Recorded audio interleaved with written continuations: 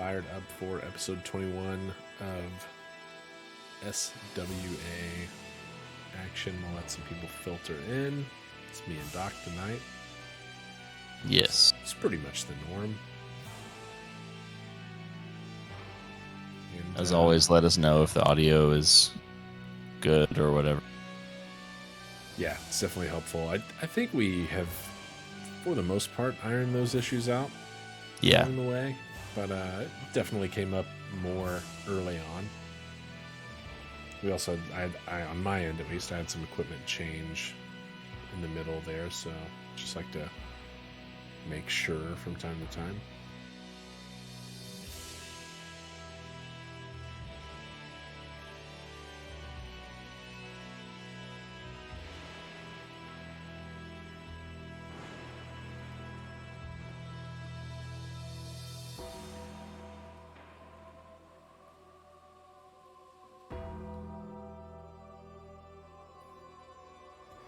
In predictable and classic fashion, I think Nano's the first one here, so let us know if audio's good or not.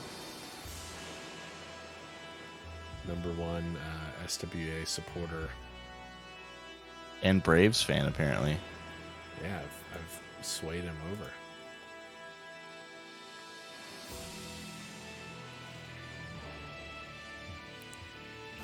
You need to use proper nouns, not pronouns. I don't know who you is. I assumed he meant me, because I did adjust myself up a little bit last time and then adjusted it back down, so it's back up now. Hopefully that is correct, but I think we can get things going here. Sure. Mortimer is the future tag team partner, I think, of Dr. Morbius. Like Mortimer the Mortician and Dr. Morbius. Look for something like that, yeah. In like season 4. Maybe sooner if someone gets, roped in.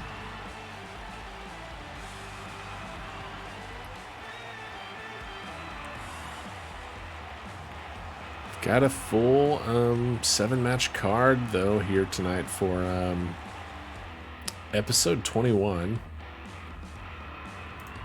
Which, we're just rolling right through these. This is already our 3rd episode of season 2, which feels like it just kicked off. And,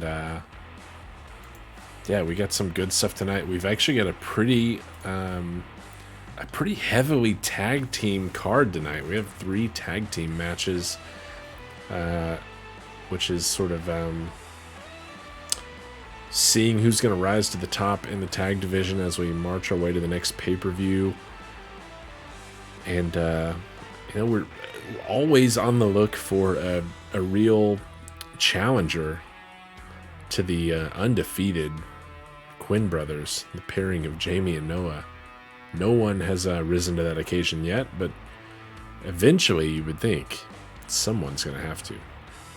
Yeah, I think it's a matter of time. We've got a number of guys who spent all of season 1 really, making a name for themselves in the singles division. And a lot of them have also made allies and decided to join our tag division, which is great. It's exciting. Tag team wrestling is great.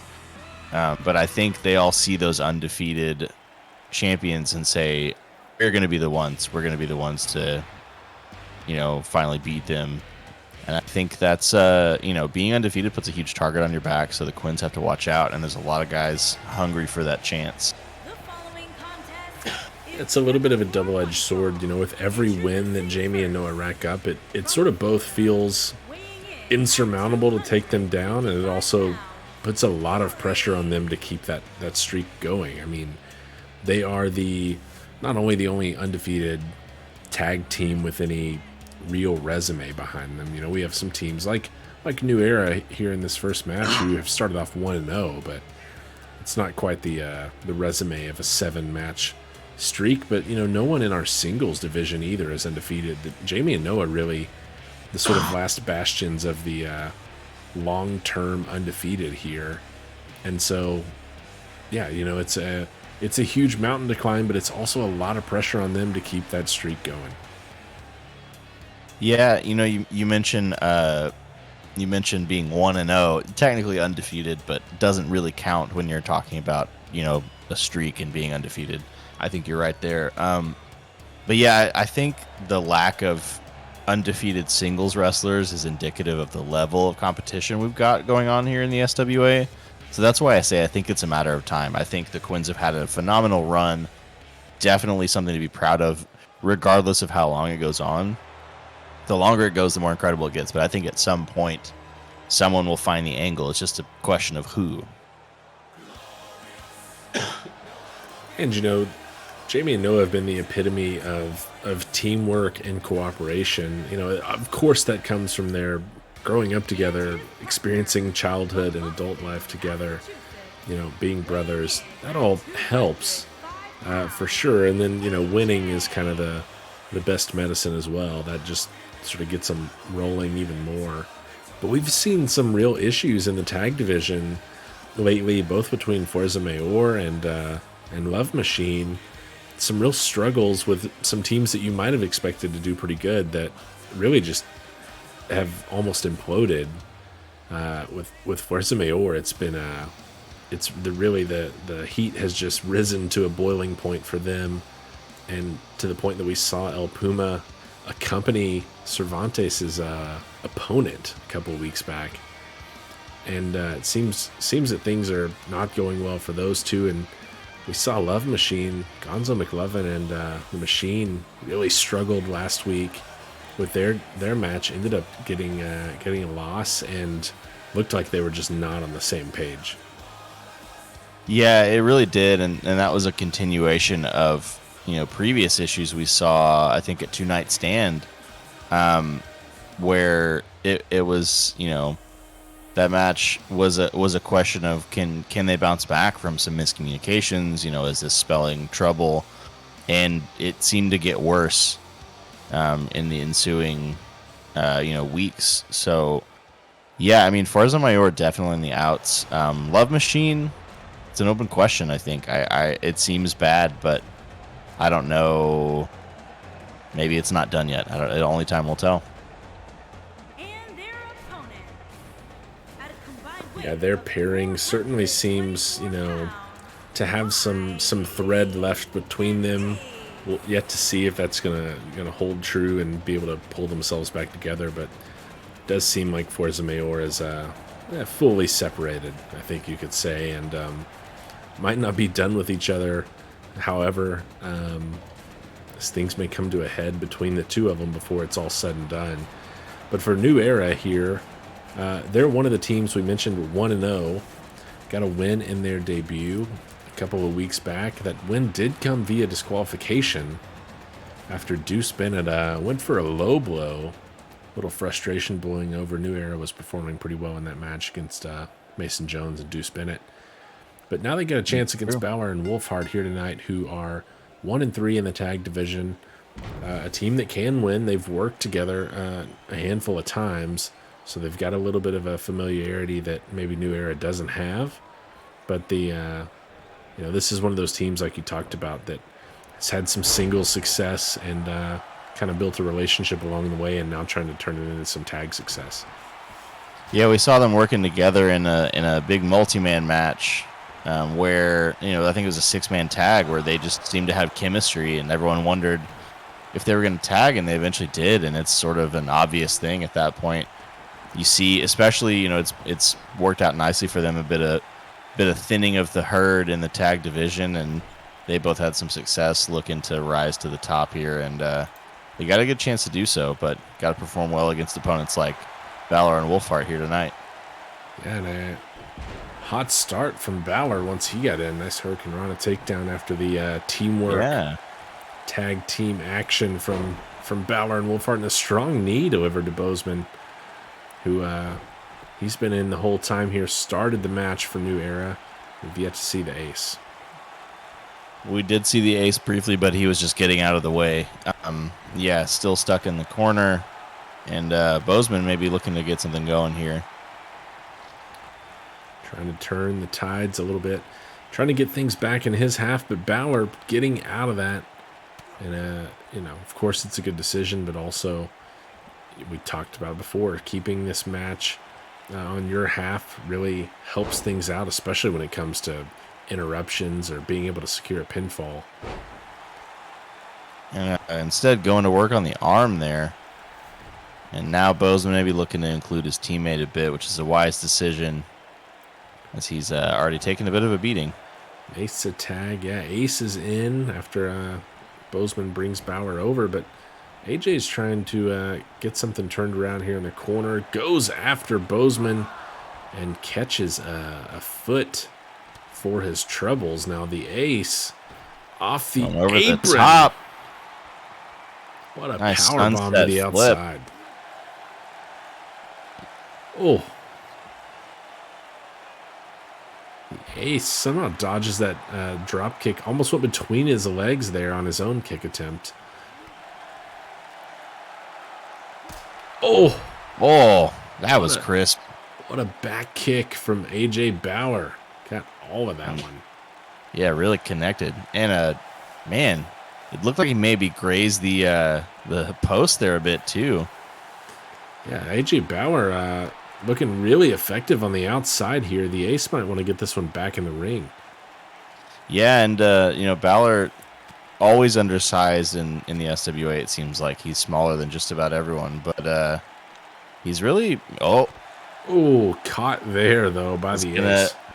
Was going to say he's looking pretty strong against these opponents, but Ace catches him midair. But again, Balor back in control. Goes to that post. He more than grazed it there. Oh, and a second. Again. My goodness. And now he's telling him what's up. AJ Balor with some cruel intentions twice off the corner post. Working on the leg again. Balor wearing his opponent down.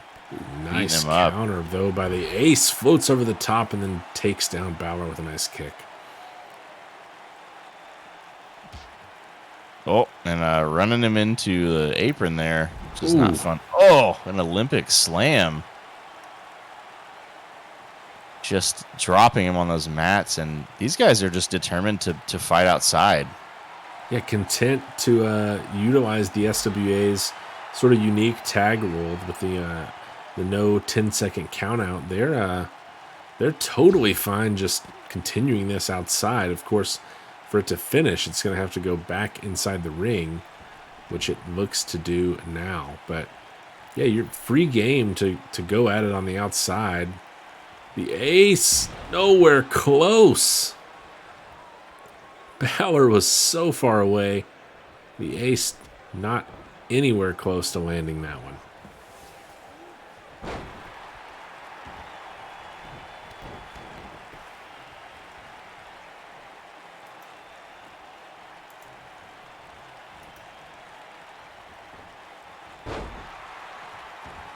Nice slam from the Ace there. Into the corner with Wolfhart, delivers the forearm there. Now waiting for Corey to get up over the top. Gets all of that. But Balor has distracted the ref. Part able to kick out. Smart work by AJ Balor.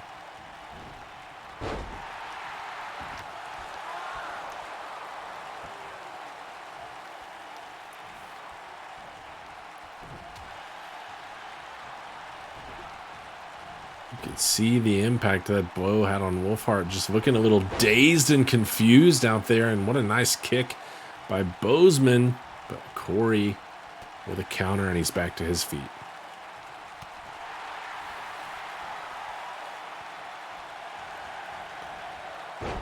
Oh, Bozeman rolls over. He's got it locked in, wrenching on the neck of Corey Wolfhart. That dragon sleeper, can he put Wolfhart out? No, he seems to be fighting back to his feet and out of that hold.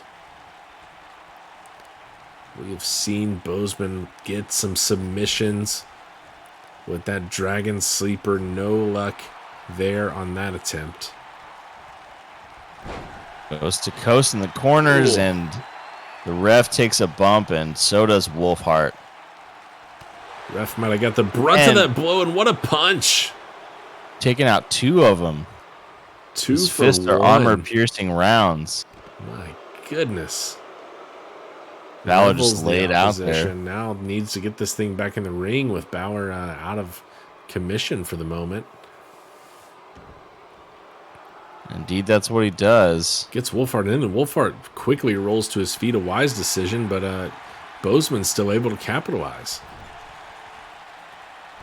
Uh-oh. A nice counter by Yasuke. What a kick. That was a super kick right there. And Wolfhart makes the tag. Quickly got to his teammate. A great decision, and might have saved himself there, but a lot of resiliency there from him to stand up and even make his way over there after that.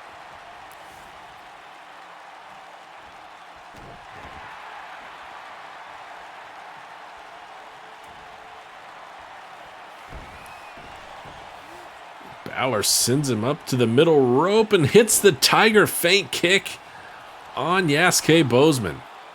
Going up to the turnbuckle now. What's he thinking here? Oh, and nobody home for the Phoenix Splash. Just whiffs, and now that Dragon Sleeper locked in. And again, right after slamming onto the mat, can Balor get free? He's tapped. He tapped with the right. That's it. Ref saw it. Wolfhart's still down. A new era improves to 2-0. Yasuke Bozeman quickly capitalizing on that missed opportunity from AJ Balor off the top turnbuckle and puts this one away. Yeah, that's impressive work by Bozeman. I think really biding his time there. He ate that kick, but he had enough wherewithal. He was paying attention. He was ready. Get out of the way of the Phoenix Splash, and then he applied that Dragon Sleeper. I think he knew that AJ Balor was about done.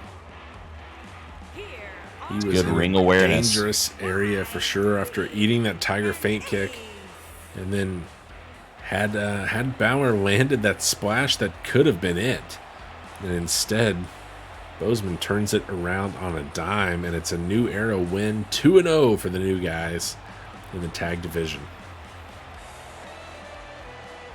Great work by New Era. I think they're off to a hot start. It's exciting stuff.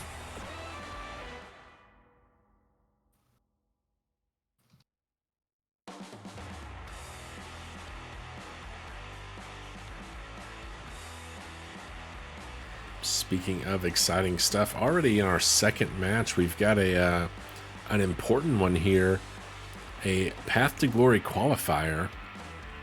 Now, if you weren't with us for our first season, or you've need a refresher here, we've got SWA Countdown coming up, which will feature a Path to Glory match, the winner of which will receive a briefcase that will guarantee them it's guarantees a too strong of an opportunity. They will have an opportunity at a title if they cash in that briefcase. As we saw last season, that thing can change hands, though, in a hurry.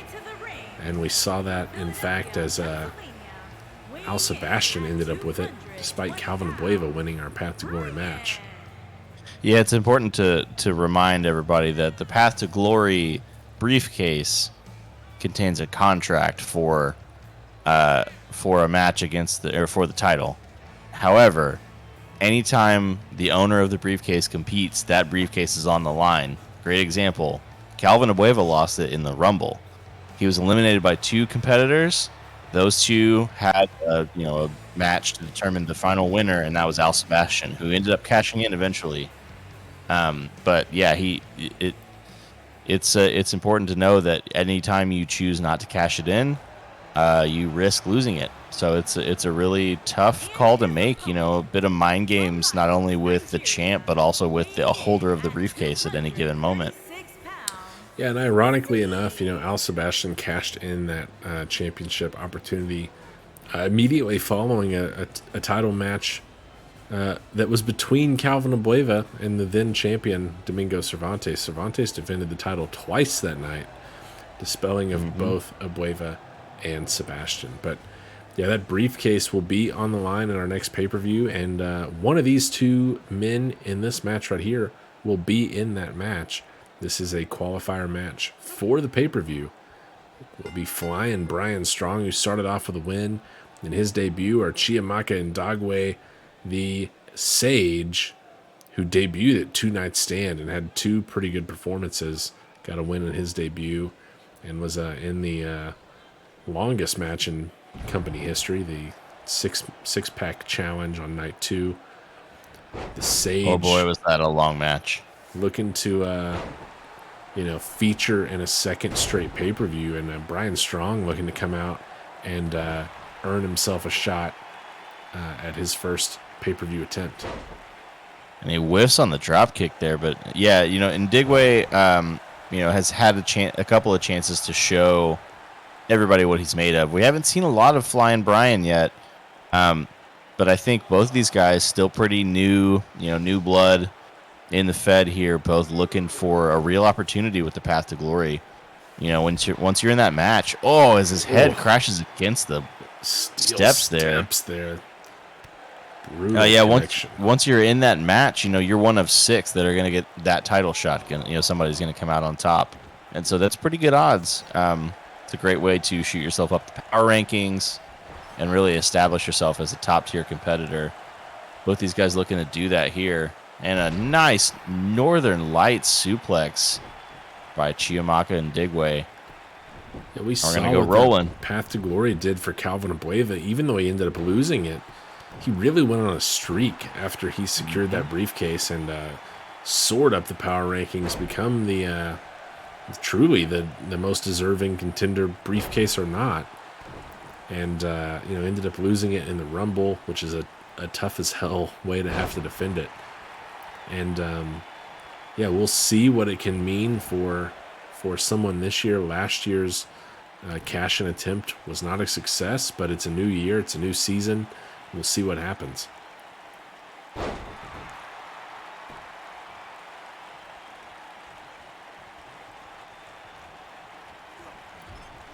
Ndigwe trying to stay in control here. We last saw him a couple of weeks ago. He dropped a match, last week in fact, dropped a match to Lazar Malvo. Dumps the back of Strong though on the knee, and he's already looking to put this one away, but it's a 2 count. That looked quite painful. Chiamaka has taken down Corey Quinn. He had a hell of a match with Lazar Malvo. Eats a DDT there though. And, as we mentioned, the great showing at the 2 Night Stand. He's got a little bit more of a resume here in the SWA than Strong, but a win here would do a lot for Flying Brian and putting his name up there. It would, but he's got to... as Ndigwe stepping on the hand. That's, and he's... Flying Brian here's got to go through Chiamaka and Ndigwe, who we've seen the kind of competitor he is. It feels too early to call, but it almost feels like he's the favorite. So we see a nice destroyer there, or a flipping power bomb. I don't know what to call that even, but Brian Strong going to the apron. What's he thinking here? Daring Ndigwe to get to his feet. Off the rope with a sort of, I think it was a neck breaker, maybe a bulldog. But he's right next to the ropes, and Ndigwe wisely uses it to break that pin attempt.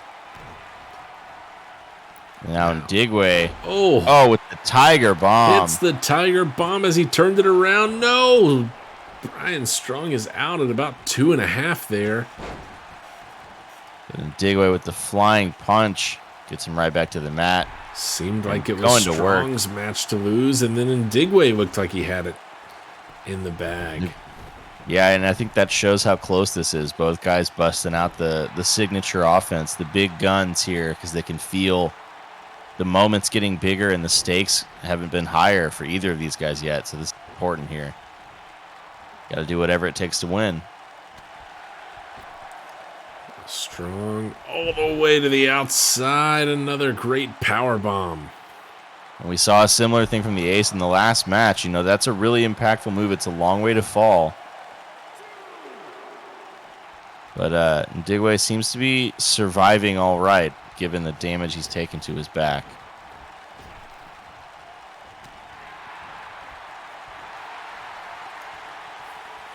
Trading some blows here. Oh. Chopped him so hard he fell to one knee, and the crowd loved it. But took more out of the Sage there. Oh.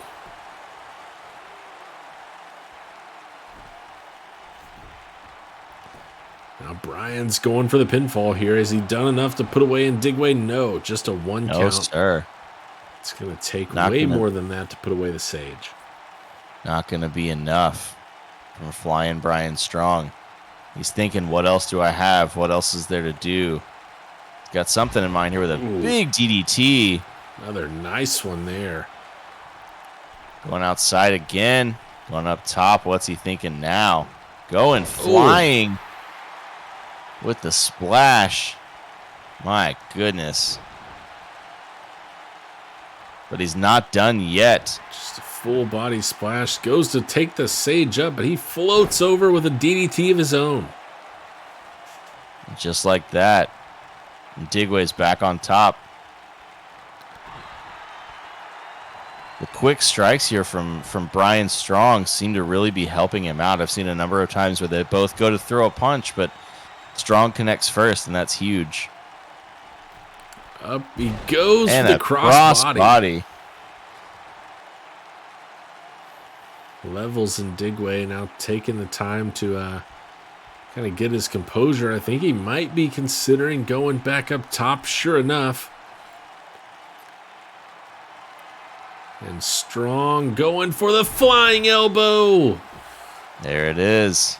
Got every bit of it and a ton of elevation. Now going for the cover.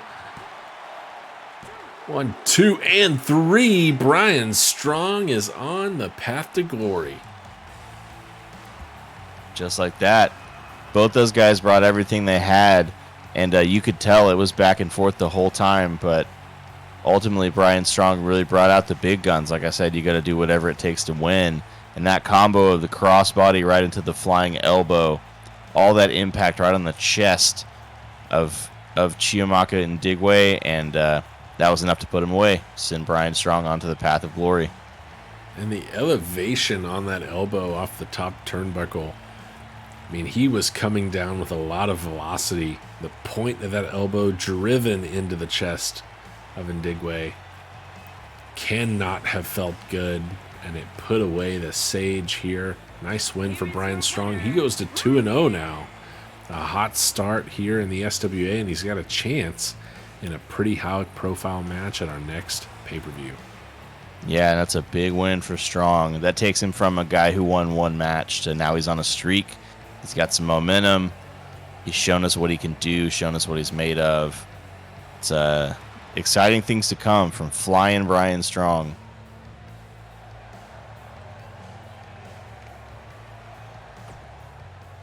Yeah, the Philadelphia native has got a lot of momentum behind him. Could be kind of the next big thing in the SWA. We will see as his career progresses. But you got to be excited if you're a fan of Brian Strong right now. About the best start you could have asked for. As we move into our third match of the night, some more tag team action between Unhinged and Lucian Bedeau and Flynn Turner Simmons. We mentioned the Love Machine loss from last week. It was Bedeau and Simmons that handed it to him. Looked like a pretty solid pairing between the two of them last week, and we'll see what they can do against the brothers Stone. Bedeau and FTS are 1-1 in tag team action so far. Unhinged 5-2. Their 2 losses coming to the Quinn brothers. Yeah, I think that that record is very strong in our tag division, but I think it also says something even more that their only 2 losses are actually against the only undefeated team and the longtime champs. They've really been sort of the boogeyman for the Stones, and Unhinged are looking to get another shot. Third time's the charm. Also, if there's nobody better, then they're the ones who deserve the shot. So they're fighting to make that case right now, and I think another win here, win against a team who's shown some stuff, I think only puts them on that trajectory. Meanwhile, we've got Bedeau and FTS looking to really make a name for themselves as a tag team. They had a loss before, but then a win last week. Kind of says maybe there's something here. They win against an established team, kind of new, but albeit established. A couple of wrestlers we've seen with decent success as singles competitors who really worked as a team, and we see these 2 guys get a win over them. So now they're trying to prove that they're here to stay in the tag division. Yeah, and there's, it's a wide open field. String together a couple of wins, and you've got a pretty good chance at maybe making a run at a title opportunity with the way the tag division has gone for the Stones. If the Quins are your very obvious top team in the power rankings, Unhinged might be second, but if you're grading on a letter scale, you're talking perhaps about an A+ versus maybe a B-. I mean, the gap between the top and even the second and third best teams in the tag division is so expansive that we've seen Unhinged get title opportunities and come up short. So have we seen the best that Unhinged has to offer? And is the task of taking down the Quins too high of a mountain to climb for them, or can they start to put something together and kind of conquer that battle that's been a little bit too much for them so far? Yeah, I mean, I think for their sake, you would hope the answer to that question is no. But it's a fair question to ask at this point. They've had more than one chance and haven't been able to do it yet. Obviously, stuff that weighs on their mind, but they need to be more focused on the match at hand here, because you can't get there without winning this one. Or if you do, it's going to be a more circuitous route. So I think these guys, they're pretty good about this, but they need to make sure they stay focused on the task at hand. Yep, they've definitely got to go through Bedeau and FTS, who are, not on a winning streak, but they've got some momentum behind them and recent momentum. It's been a while since Unhinged is featured back at Two Night Stand, whereas FTS and Bedeau are coming off a win just last week. They've been out here, they've been going, and we'll see what Unhinged has, in their sort of long recovery period from Two Night Stand, where we last saw them in that match against Fuerza Mayor, the tag team tables elimination match where they took down El Puma and Domingo Cervantes, and what might be the last time we ever see those two pair as a tag team. Yeah, that part remains to be seen, but it certainly is a possibility. And early on here, we got Slate Stone starting for the Stone brothers. Unhinged usually have him in first. I wonder about that strategy. He's the more technical of the two, obviously going toe-to-toe here with Bedeau and the technical wrestling, switching holds and whatnot. But do you not send out Onyx, your bruiser, to kind of wear down your opponents before you start applying submissions? I mean, maybe that's all they need is to kind of shake up some strategy here. Yeah, that's an interesting point. They definitely have differing styles. Big brawler versus the technician. That maybe they need a manager to let them know that, hey, maybe it's time to shake some things up. And a running shooting star press, I guess, from Slate there to take down his opponent, but not sure that he got all of it, but he got some of it. Counters back to his feet here after being taken down from Bedeau. Yeah, he ate that flatliner, but was right back to his feet. And preventing Bedeau there from making the tag. Smart work. And again, some athleticism on display by Slate Stone here. Very impressive leaping ability. Solid elbow drop there, although I'd say the wind's taken out of that move by the pretty insane flying elbow we saw moments ago from Brian Strong. Yeah, he's going to need to get a little more elevation. Not sure that Slate Stone's ever had that sort of elevation in his life. I don't know with this jumping ability. And what do we have here? Oh. Locked in the grindstone, but not for long. Bedeau is right out of it. Only just. Yeah, that cutter sleeper hold combination is devastating to opponents, but Bedeau had it scouted. He was out immediately. Well, I think Lucian maybe trying to decide if he wants to go for more or not. Instead, he's taken too long. Slate Stone indecision will get things going back in the favor of Unhinged, but Lucian's fighting out of it. Indecision is always a bad thing, but it's too late now. He's just got to move forward. And now, Bedeau looking to taunt his opponent, it seems.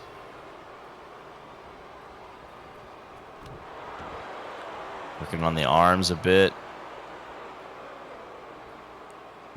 And again with the flatliner, just slamming his face into the mat. Slate Stone looking a little dizzy here. And a DDT. Solid DDT from Lucian Bedeau.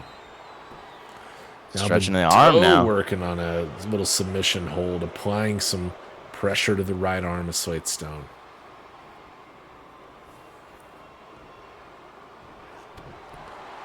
A low super kick, followed by that running knee, the last shot. And this might be it. And he's going for the cover. Has he put away Slate? No, Onyx breaks it up. Yeah, FTS tried to get there, but he couldn't do it. Onyx is too big. He can cover too much of the ring just by tipping over. And Onyx takes got a couple words. So Lucian Bedeau taking some time on the top rope there and pulls him down from his perch. I think he caught a face full of turnbuckle as Slate again goes for a leaping crossbody, but Bedeau kind of steps out of the way there. A lot of athleticism on display tonight from Slate. It's a new approach that I like, I think. Tags in FTS here. Now Slate is following suit and has brought in Onyx and launches him off the top turnbuckle. That's a lot of man to be throwing around like that. Holy cow. The heavyweight flying at FTS. And it didn't even phase him, it seems. He's right back to his feet. Ooh. Big drop kick there by Onyx. Now going to work on the arms as well. And Onyx, as we said, more of a brawler or bruiser type. He just wants to fight you. He's not quite as worried about the technical stuff, although as we've seen, he does have some skill here. He just wants to hurt you. Little tit for tat here. We saw a drop kick from FTS that didn't take Onyx down. And dumped him outside. And FTS was able to perfectly execute a nice kip up, and now the action spills to the outside as Onyx carrying around FTS like a little baby, but FTS gets out. That baby did not go to sleep. But Onyx back on top yet again. Sending him for a little jog on the outside.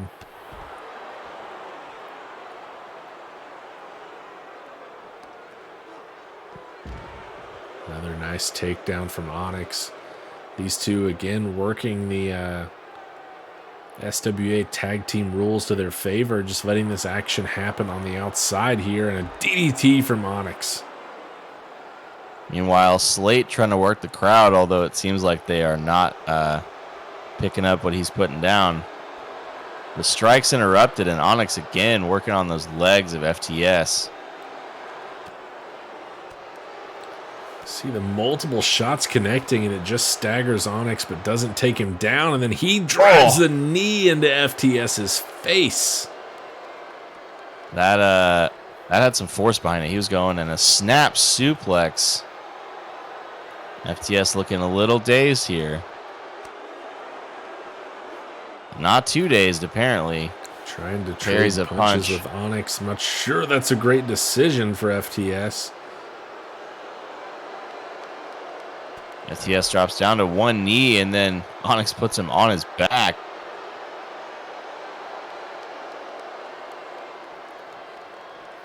Crowd really hoping to see some life out of FTS here. Oh. Onyx is in control right now, slams him head first off the announce table.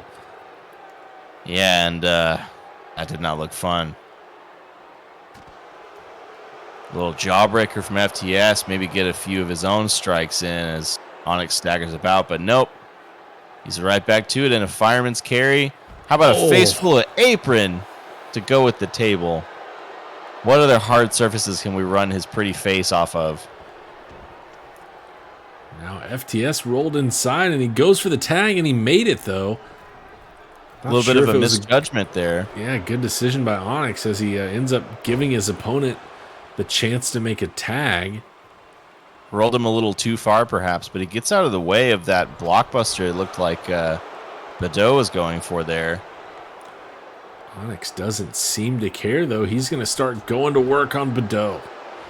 Just wear them both down, looking for a cover. Center of the ring. Has he done enough there with that elbow? No, Badeau's out of 2.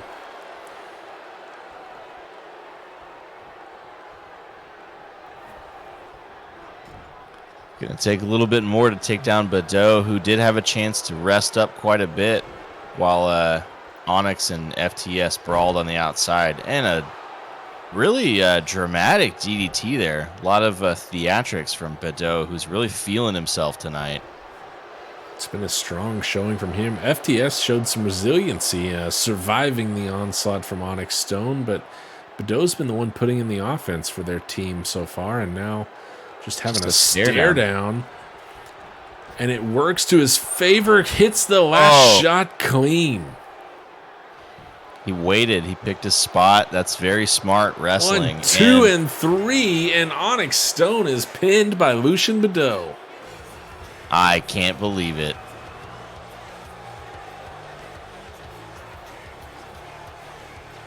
Badeau and Simmons are on a roll. 2 straight wins in back-to-back weeks. We might have a new contender in the tag division.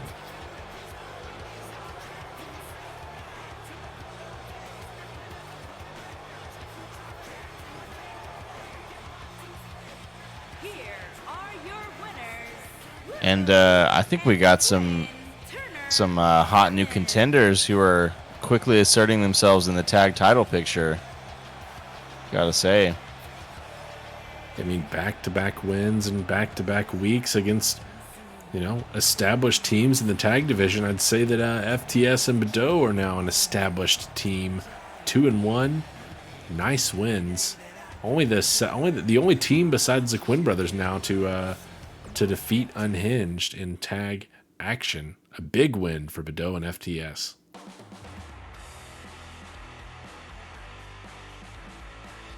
And like that, we're on to our next match, which is, of course, Lazar Malveaux, the hairiest man in the SWA, and Dr. Morbius, who actually might have him beat because we don't really know. We've never seen what his skin looks like. But these two are also in a Path to Glory qualifier here tonight. Yet again, some high stakes. A couple of guys who have been around a bit longer. We've seen a bit more of kind of what they can do. But, this is a new season, a fresh start, and a chance for them to, immediately leap up into that title contention spot. You got to win a match here, and then you got to win a match at the pay-per-view, and suddenly you're the guy, right? I guess a third match after that to really become the guy, but... Lazar Malveaux sits at 4-4 now, and he's accrued most of those wins in a row here. He's moved quite a bit up the power rankings from someone who was really at the bottom for a lot of Season 1. He's up inside our top 15 at 4-4. Dr. Morbius sits at 3-3 so far. Got a win last week against AJ Bauer in singles action. Was taken down by Triple G at 2-night stand, but he did win the Aloysius S. Yates Memorial Elimination match. So a big win on night 1 and lost to a incredibly tough opponent on night 2. Malvo and Morbius, both sitting at 500, 3 and 4 wins for each of them. Chance to go above 500 and a chance to lock up a chance at the Path to Glory here. Big match for both of them. Could be, the start of a career-defining a run for one or the other. Yeah, it certainly could be. Like you said, it's a chance at a chance, but sometimes that's all you get. And I mean, these guys got to make the most of their opportunities here. I think both are looking to do just that. Both these guys hungry for that belt, right? And even that briefcase, which is the way to get to that belt. So I think we're going to see a good match here. You see here Dr. Morbius. He's coming down. He's ready to go. He's not wasting his time.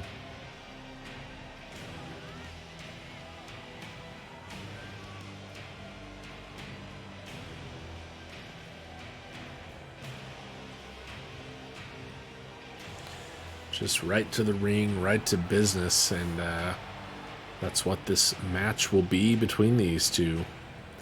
An important one on the Path to Glory. We've already seen one spot locked up earlier tonight by Flying Brian Strong.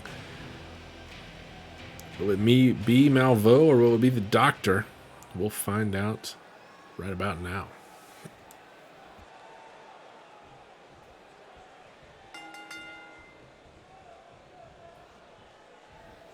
Quick lockup and right away a suplex to start us off. –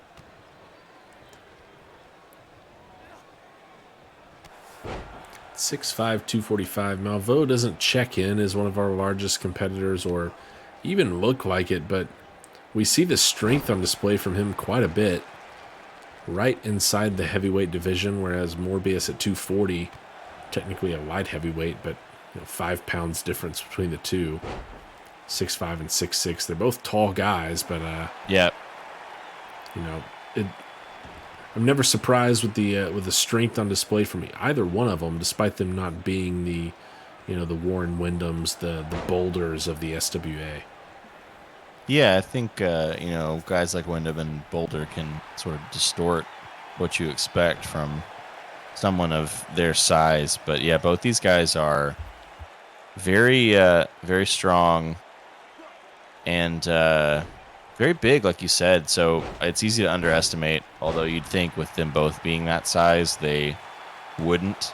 As Morbius going for an early pin here, but only a 1 count.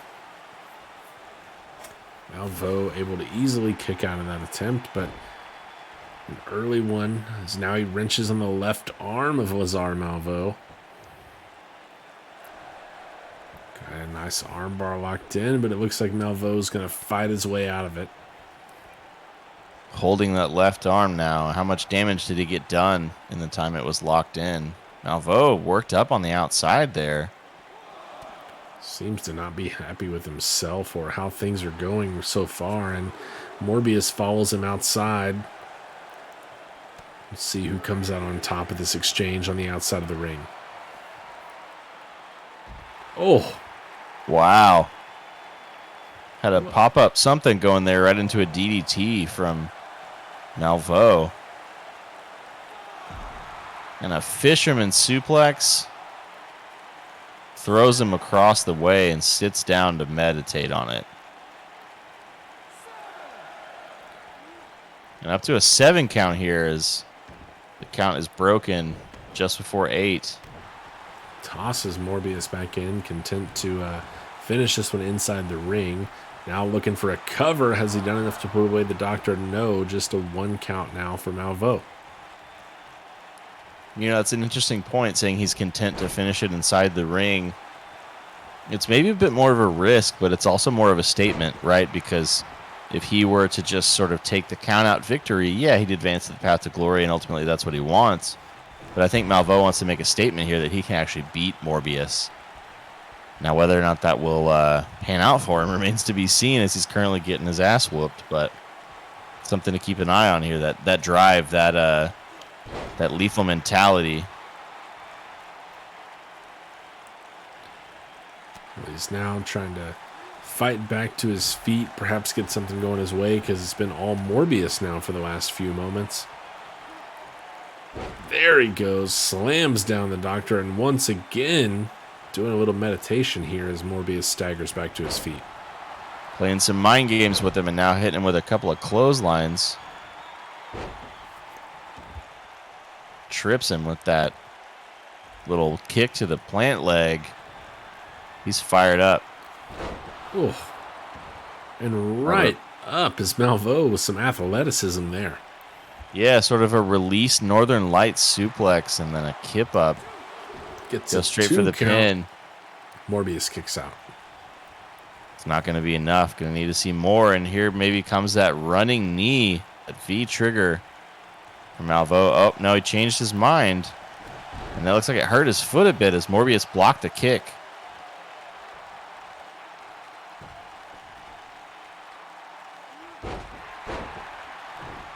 And a lot of force driven down on that knee there.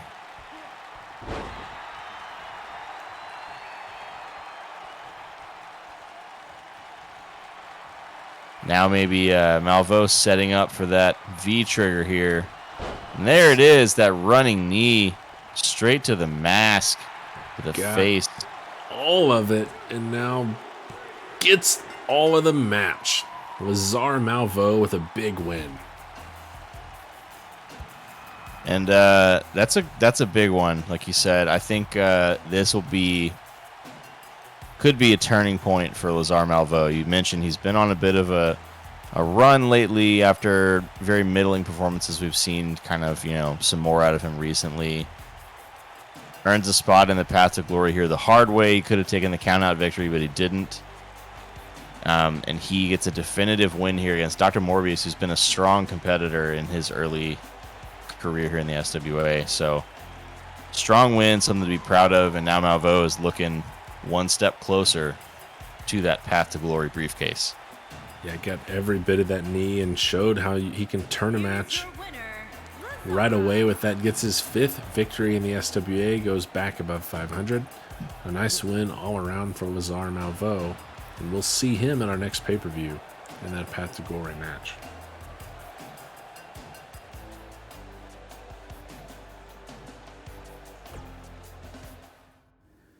As we look forward to that match at our next pay-per-view in a couple weeks' time at Countdown, our Season 2 Countdown, we know now for a fact, given matches that we've seen here tonight, we already have 2 of those competitors locked in, Flying Brian Strong and Lazar Malveaux. Pretty excited to announce that next week we will have 2 more qualifiers to see who else will be joining in that match. And then we will also have 2 at-large picks that will be announced leading up to the pay-per-view. So still 4 selections left to be made for that match, and giving us a total of 6 competitors looking to have an opportunity at the title. Whoever still holds the title at the time that they cash in the briefcase. Yeah, and I think you mentioned we've got 2 more qualifying matches, but I think also important is the at-large picks. I think that's going to be an interesting wrinkle this year because last year it was all qualifiers, right? We had a bunch of multi-man matches that helped determine, so kind of everybody got a shot. This year the pool's been limited based on recent performance, overall records, things like that. And then on top of that, you add these at-large picks. So maybe you have a guy who hasn't been competing in the qualifiers for one reason or another, but who really is a standout contender at the title, something like that. They get a chance to be in there. Or maybe you have somebody who's new and hasn't really made enough waves to earn a shot in a qualifying match, but they're looking really strong. They look like a good competitor. That could be a way for that person to get in if they're able to make their case. And I think those at-large picks are the real X factor in the Path to Glory match. But let's turn our focus now to La Tormenta de la Noche, Domingo Cervantes, as he blows out his lamp. He's coming out here tonight to face Kiho Sankari. We saw him face Triple G a couple weeks ago, and the sort of ultimate turn as El Puma accompanied Triple G in that match and assisted Garrison in taking down Cervantes, perhaps the official end of Fuerza Mayor. Now we see if he can get things going in the right direction in a match against Kiho Sankari here. Pretty solid competitor. Indeed. And oh, look who it is. Puma yet again coming out in support of Cervantes' opponent. El Puma just once again tonight accompanying Kiho Sankari. Once was not enough. We thought, that maybe his point was made in that match with Triple G, and it seems that he is not done accompanying Kiho Sankari here. I'm not even sure Sankari knows that he's out there with him. Yeah, after a lot of speculation, a lot of, haranguing, we finally got a statement out of Puma recently, and he said to, sort of directed at Cervantes, he would do whatever it takes to take him down. He would help all his opponents. It's not only sort of mind games, but it's also sort of giving strategy to the people who are actually trying to beat Cervantes. So then he, hopefully wins fewer matches. And we saw that it worked against Garrison Gray, who maybe didn't even need the help, but certainly would take it. Fired him up here tonight, starting out with a Fez press. Just going right to work on the head of Kiho Sankari, and Domingo looks pissed off. He sure does. Going up, and here's that crucifix powerbomb. Got him in position and just launches him almost over threw him out of the clear ring. Side of El Puma, and now these two are going to have a chat about it. Yeah, this is really what's going on here. I think Cervantes doesn't actually want to fight Sankari. I think he wants Puma. Puma challenged him to a match at Countdown at our first pay-per-view. We have not heard, any response from Cervantes as yet, but he certainly looks like he has a few choice words for his former tag partner El Puma. We'll see if he accepts that challenge, which was indeed a lucha de apuesta match. It's a mask versus mask match. The challenge issued by El Puma, and if Cervantes accepts, the loser of their match will be unmasked. High stakes in lucha, and it's a big deal. But right now, Cervantes has got to focus on getting through Kiho Sankari. Yeah, and right now he is just in control of this match, but Puma has slid a steel chair into the ring.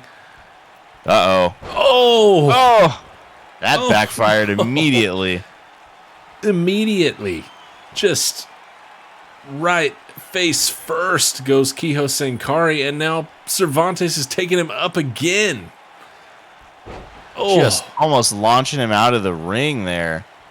Yet again, Puma playing mind games with Cervantes. Distracting him, not letting him get the pin, giving Sankari some time to recover. And Cervantes might be fine with it. I'm not sure that he didn't go over there first that time. Sort of a, this is the best you can do. This is how you've trained Sankari, and Cervantes, my goodness, just staring down El Puma on the pinfall there. Puts away Kiho Sankari easily. He knew what was happening there. He knew that match was over, but he was already thinking about his next one. And my goodness, what a whooping delivered to Sankari tonight. If Domingo Cervantes hadn't put any attention on El Puma tonight, I think he could have set a new record for quickest match. He was hot when El Puma came out once more and was not amused. And Puma not looking too happy on the outside, but keeping his distance right now. I think he knows he needs to wait and not interfere with Cervantes just yet. He's going to wait to see if he accepts that match. We saw tonight exactly what made Cervantes the SWA's second champion. In this this match here tonight just destroys Kiho Sankari, even with El Puma being there to accompany him and try to offer some advice. It did him no good tonight. Sankari, I don't even know if he got any offense in. Just took an ass whooping.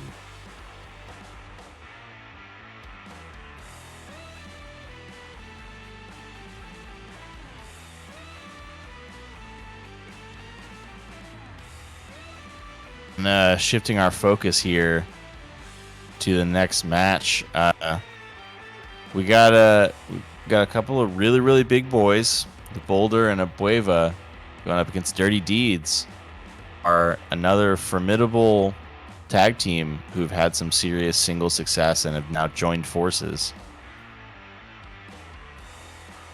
Only the second time we've seen Dirty Deeds work together. They got a win in their debut against Fuerza Mayor. And, much like we saw in the early days of Fuerza Mayor as well, we haven't seen Dirty Deeds because Tomio Yamaguchi is the SWA World Champion and hasn't had quite the time for tag team action. And DDT at 9-5 and 7th in our power rankings has had quite the singles run as well. These two have been busy. Yeah, they certainly have, but they're committed to their team. They talk about it often. They clearly work together, still work out together, talk about strategy, things like that. I think they're close friends and everything outside of the ring as well, so that helps maintain their relationship and their sort of understanding of one another, such that they can just sort of jump right back in. However, they're up against two of the largest men in the SWA and a couple of really strong competitors. A combined 670 pounds from the Boulder and the Beast, and both of them standing at just under 7 feet tall. Certainly the beefiest of boys, but the Fed, one of the most deadly submission artists, 9 submission victories in the SWA. And Yamaguchi, the current SWA World Champion, he's only been defeated once. He's the only person with more than 5 matches under his belt. With that distinction, currently sits, of course, atop the power rankings. Did anybody ever bother to tell Abueva that he's violating our COVID protocols every time he spits water all over everyone? I think there's been plenty of feedback to Calvin Abueva's camp about the length of his entrance, a number of his personal choices doesn't seem to have played any role or caused any change between them. But I guess, 7-4, top 10 in the power rankings, maybe you can get away with whatever you want. I suppose so. He seems to know the right people. The Beast and the Boulder will be looking to follow in the footsteps of Badeau and FTS here tonight. They also got a win last week in tag team action, taking down the Barefoot Buddies. And tonight they'll be looking to go back-to-back in back-to-back weeks, much like Badeau and FTS. And to do so, though, they're going to have to take down Dirty Deeds in their second ever tag appearance.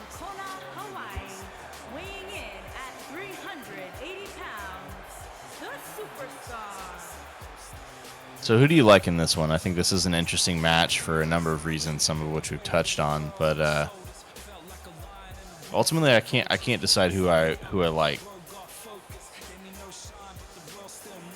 I think it depends on matchups here. I think the Beast, Calvin Abueva, is really the focal point of the Beast and the Boulder here. The strongest individual competitor among those two. We've seen DDT take down the Boulder before. I think he can negate the size advantage with the technical prowess here pretty easily. But can he do the same to Abueva? And, the other wrinkle here is we've actually seen with Fuerza Mayor, back when Domingo Cervantes was the champ and was the hottest star in the world, they failed to get him in the ring in a match that they ended up losing to Unhinged. El Puma was never able to tag out. If Yamaguchi gets involved in this match, it's it's clear he is the perhaps the most talented wrestler in the business right now. If he's active in the match, I think he sways it heavily towards Dirty Deeds' side.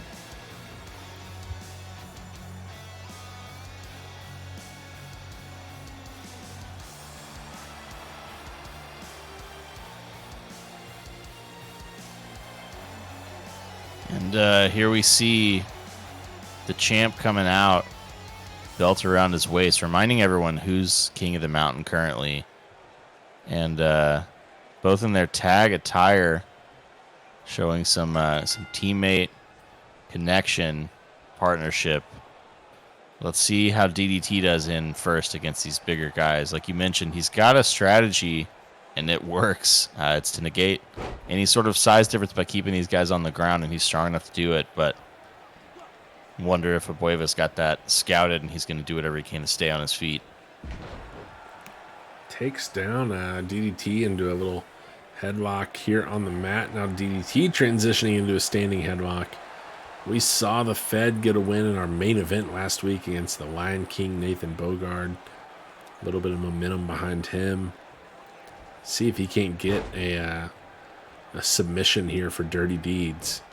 Yeah, nice hip toss there. Yeah, I think it's a good point that we neglected to mention earlier was the momentum he's got from his win last week. It was a matchup, a bit of a rematch from Two Night Stand. But here early on, DDT's got to be careful. He doesn't want this to get too far away from him. He knows he can come back, but don't want to let them get a little too much offense in. And that chop sounded real weak against the giant barrel chest of the boulder.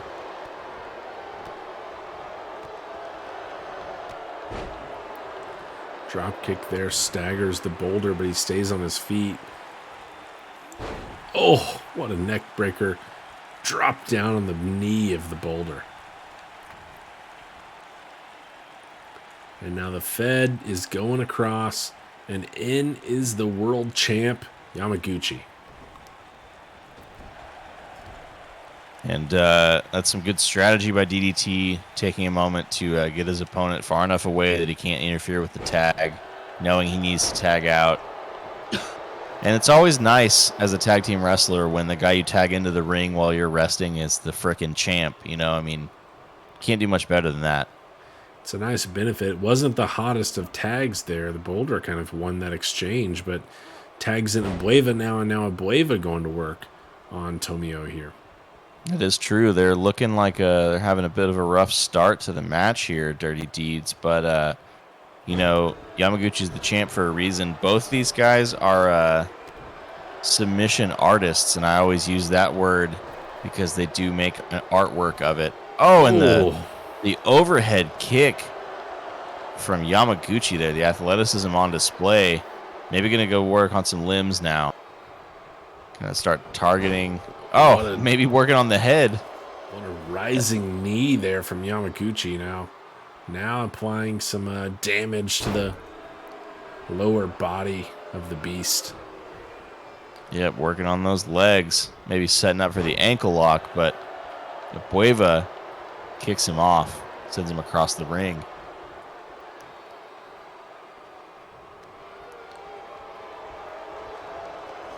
Into the corner goes the beast, and Yamaguchi's going to tag in the Fed here. And a blockbuster followed by a kick to the back.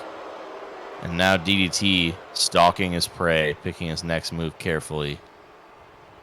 The technician that he is, he knows exactly what he wants to do. And a running fist to the corner.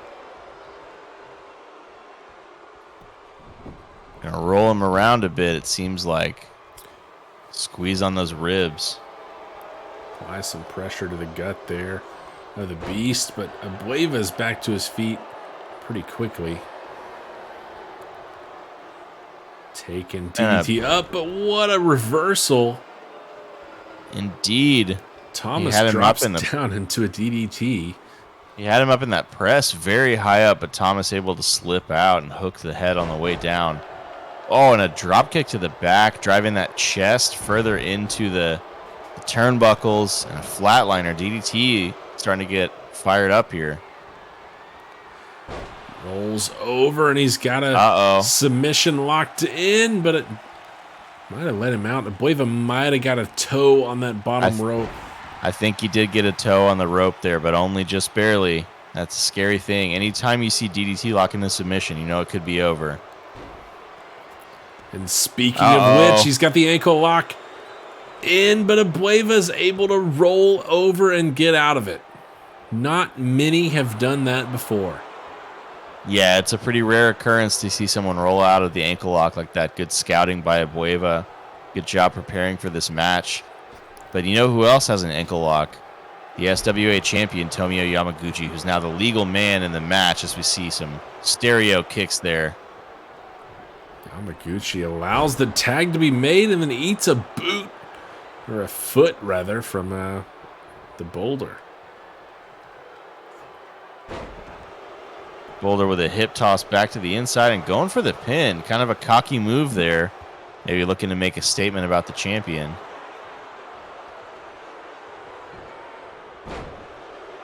And a nice judo toss by Yamaguchi there.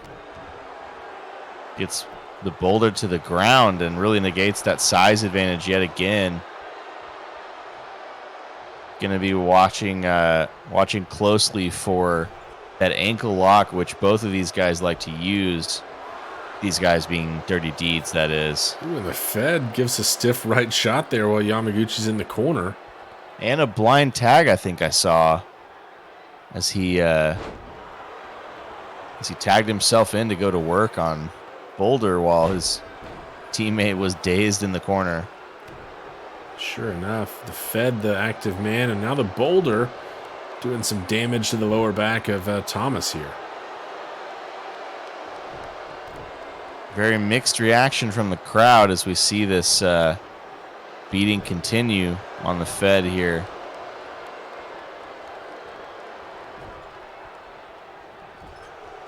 Yet again, getting reversed in the corner. Is there anything else you'd rather see in a match? The corner has not been friendly to many competitors in the SWA. That holds true a number of times here tonight. Nice little neck breaker there from DDT. Now tying up the Boulder here and wrenching on the arms. Stretching him out. Man. He's going to work slowly, maybe putting in a little work for that arm bar. Could also go for an ankle lock like we talked about. Tag Yamaguchi made. back in. These guys doing some good tag team wrestling here. Keeping the pace up, swapping enough. This is one thing they've got to stop letting happen, though, is these hot tags. Yeah, Yamaguchi seems content to let the opponent tag out. Curious decision. He does seem like he's a fan of a take on all comers kind of approach to being champion, but also is a little different because it's a tag match. I don't know. Your strategy changes. Oh, Bueva looking for a cover here. He just gets a 1 count. Not going to be nearly enough to take down the champ there. No, indeed. And a punch to the gut. Oh, Yamaguchi. and a Superman punch to the face. Out of nowhere. And that'll do it for Dirty Deeds. And Calvin Abueva is out. The Boulder nowhere to be found to help out the beast there. And that Superman punch connected and just put the beast out cold.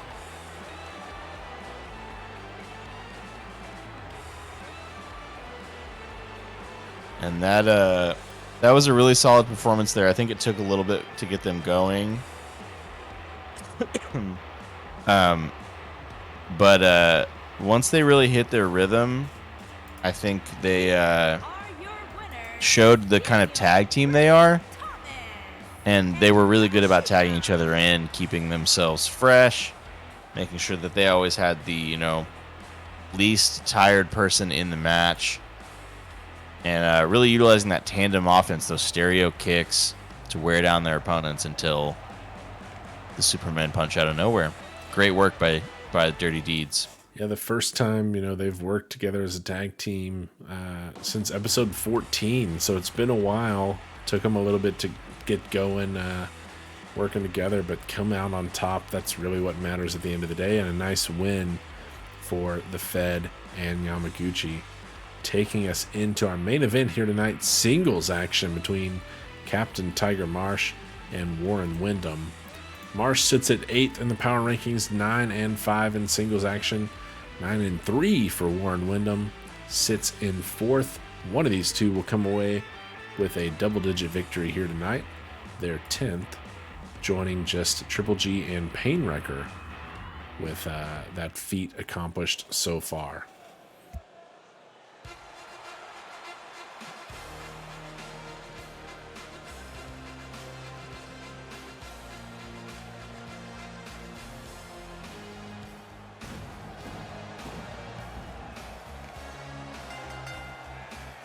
Making his way to the ring from Illinois, weighing in at 253 pounds, the Captain. And Captain Tiger Marsh, a guy who for a while I think kind of flew under the radar. He put in a series of good performances, and suddenly one day people looked up and he was, one of the top competitors in the SWA. I think that has kind of subsided. I think people understand how good he is now, but for a while I think he was sort of underestimated. However, this man, Warren Windham, has not been underestimated in his entire SWA career. Our first ever SWA champ, Windham, went 5-0 in our inaugural tournament. Now in singles action since then, he's actually been 4-3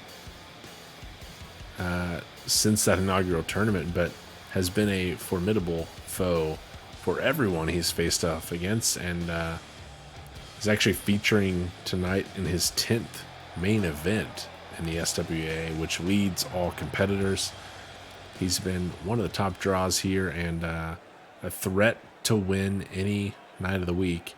We'll see what he can do against Captain Tiger Marsh here, who didn't have quite the start that Windham did, but has really made a name for himself in the SWA. He really has, and early on we're reminded of the power of Warren Windham. Both these guys very large, but I think in a way Warren Windham is just a different kind of big, and he's incredibly strong, and that is often what he uses to beat his opponents. He is just built different.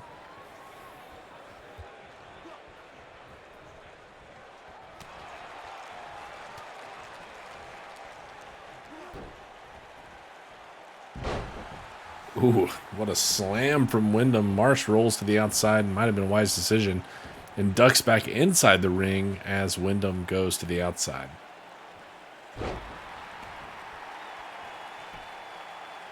Oh. And a jumping elbow drop there. A lot of height for just sort of a standing jump. Taking him up and slowly letting him fall to the mat. Stretching that neck too. Warren Windham just taking his time, really making a meal out of Tiger Marsh here.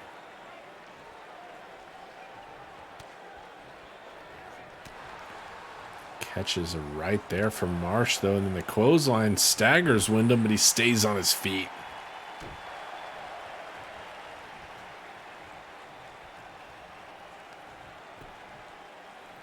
Wrenching on the left arm, but he's going to catch some punches to the gut as a result. And Windham again picking him up. What's he thinking here? Oh, just again dropping him. All that weight on the lower back. You can tell he's feeling it too. And a deadlift power bomb. Great work there from Windham. My goodness, just the sheer power on display. Ooh. And the ref has died. Ref is out, and a solid clothesline to Windham, but then a boot from the former champ. Oh, And a diving headbutt to follow it up. Harley Race said not to do that anymore, but looking for the cover. Can't get one. Just a 1 count on the captain.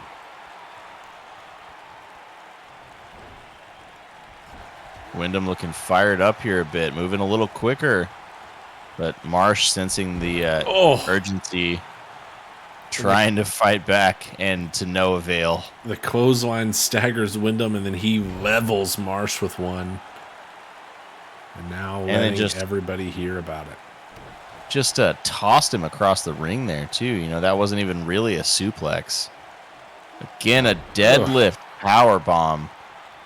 Just purely arm strength to lift up such a large man. And a nice takedown from Marsh, and he's looking to get something going here. He needs to really snuff out that candle of momentum that Wyndham has right now, because it's not looking good for him. Delivering some elbows of his own here.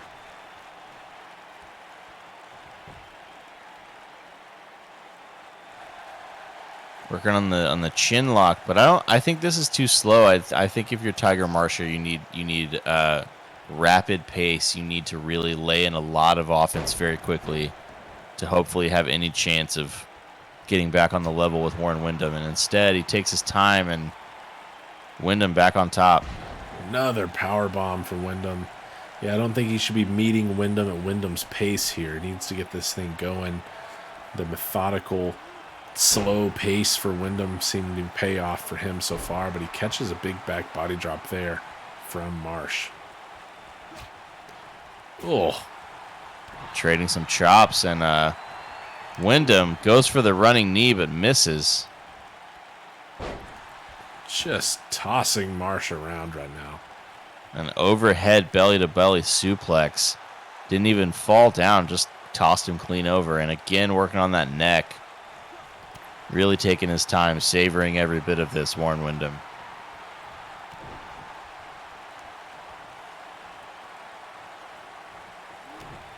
Oh. Just holding Marsh in place with a couple of boots and then a strong short arm clothesline. But Marsh is back to his feet here. Tuning up the band.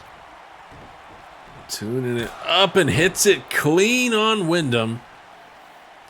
Dropped him like a sack of bricks.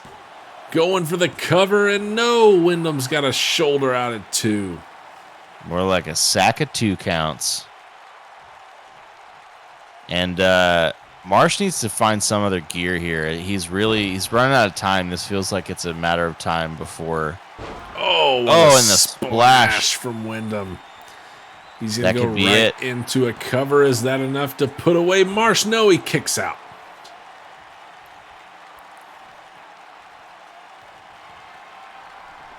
Wyndham couldn't get it done with the splash, but he's setting up now. Looking for the sheer drop, and he gets all of it dumped on top of the head as Marsh. Gotta be it. 1, 2, and 3. Warren Wyndham, a definitive win, a statement win, and I don't know that we expected much else.